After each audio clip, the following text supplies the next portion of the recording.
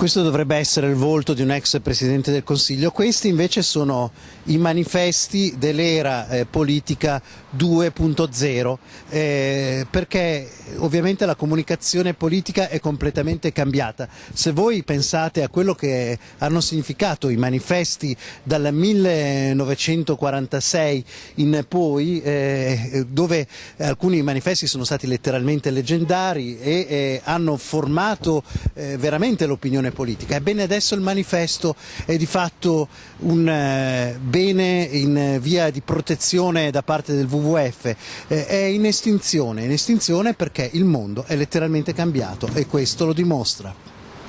Non si può illustrare la nascita della Repubblica e le prime elezioni libere dopo il fascismo senza mostrare Garibaldi, che imperava sui manifesti del Fronte Democratico Popolare, o il celeberrimo scudo della DC a difendersi dal lancio della falce e martello sulla patria.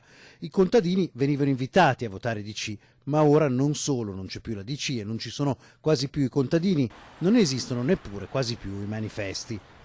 Chilometro 43 qui in Viale delle Fosse, questo vecchio sano miliario ha ormai smesso di svolgere il suo lavoro, un po' come i suoi compagni qua dietro, i cartelloni che per decenni hanno accompagnato la Prima Repubblica. In fondo quelli che sono ancora appesi qui sono un po' come il muschio che troviamo al numero 3 del miliario, cose che ne nascondono un po'. Siamo a livello di archeologia della politica.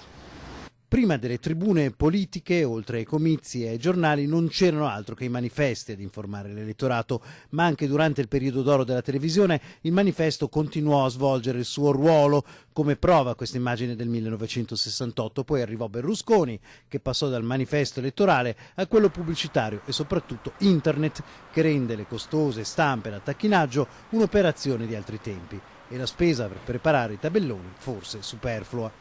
Chissà se il lavoro dei dipendenti comunali, dei vari magazzini delle città italiane a un certo punto potrà essere risparmiato, perché nella nostra ricerca di metafore visive quella di questa immensa paratia muta è veramente perfetta per dimostrare come il mondo sia cambiato, questo l'abbiamo già detto, ma come probabilmente certe spese possono essere ormai del tutto accantonate.